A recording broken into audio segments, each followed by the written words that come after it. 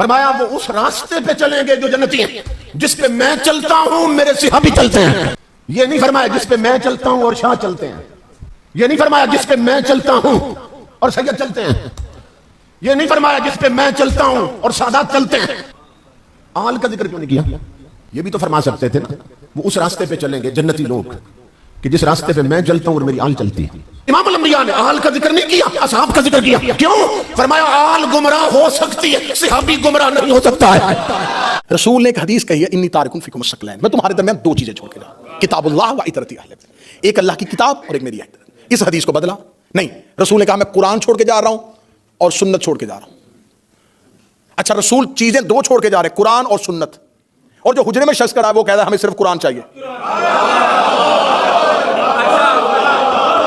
اب تم نے حدیث تم نے بدلی، ہم نے نہیں بدلی. حدیث تم نے بدلی ہے، اب تمہاری بدلی حدیث تمہارے گلے میں آنے لگی ہے. تم نے کہا نبی دو چیزیں چھوڑ کے گئے، ایک قرآن اور ایک سنت. یہ حدیث بھی تمہاری ہے اور جو حجرے میں بول رہا ہے وہ بھی تمہارا ہے. وہ کہہ رہے ہمیں صرف قرآن چاہیے. اب سر نہیں، مجھے مجمع کی زبان سے دائی چاہیے. جب اس نے کہہ دیا تھا ہمیں صرف قرآن کافی ہے تو تمہارا فرقہ اہل قرآن ہونا چاہیے تھا، اہل سنت نہیں ہونا چاہیے. فرقے کا نام ہونا چاہیے تھا فرقہ اہل قرآن، کیونکہ صرف قرآن کافی ہے، ہمیں صرف قرآن کافی ہے.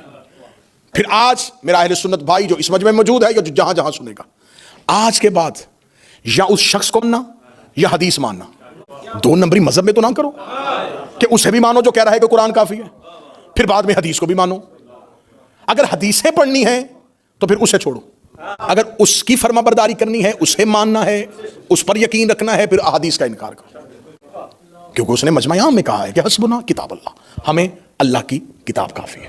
دوسری حدیث میں نے پھر اس کے جو سارے نمبر نوٹ کروا دیے، یہ حدیث پھر بخاری میں آ گئی. اس حدیث کو کہا جاتا ہے عمران بھائی حدیث حوض، دو عمران اکٹھے اور تذکرہ آل عمران کا.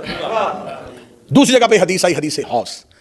اس حدیث کے 4 ترک ہیں، 5 راوی ہیں، مختلف اسناد کے ساتھ اس کو نقل کیا گیا.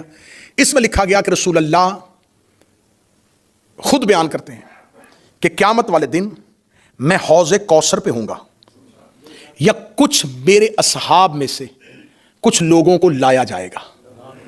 جو ہی وہ میرے قریب آنے لگیں گے تو فرشتے ان کو حوض کوثر سے ایسے ہٹائیں گے جیسے اجنبی اونٹ کو کھیت سے نکالا جاتا ہے. وہ انہیں ہٹائیں گے، دھکے مار کے ہٹائیں گے. ایک اجنبی اونٹ کی عرب کی مثال ہے کہ ایک چرتا ہوا اونٹ کسی کے کھیت میں چلا جائے تو وہ پلیز کہہ کے تو نہیں اسے نکالے گا. اس کسان کو کتنی تکلیف ہوگی جس کی فصل کو ایک آوارہ اونٹ آ جائے. اب میں نہیں بیان کر سکتا کہ قیامت والے دن کیا ہوگا، بس تم اپنے ذہن میں اپنے معاشرے کی مثال رکھ دو کہ جیسے وہ نکالتا ہے ایسے فرشتے انہیں ہٹائیں گے، پیچھے کر دیں گے حوض کوثر سے.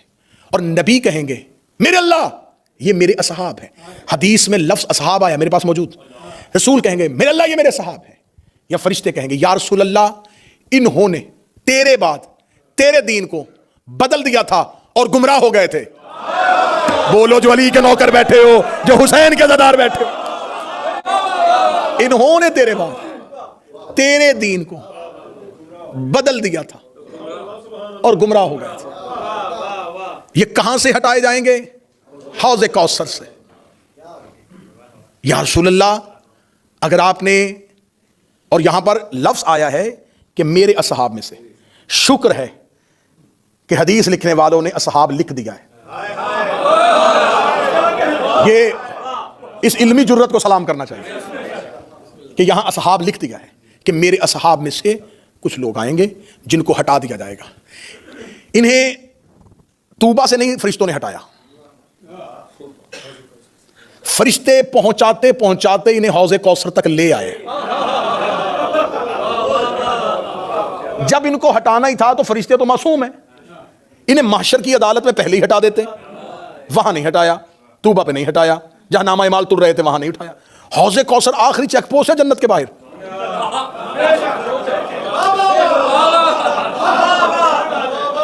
آخری چیک پوسٹ ہے، وہاں تک لے آئے.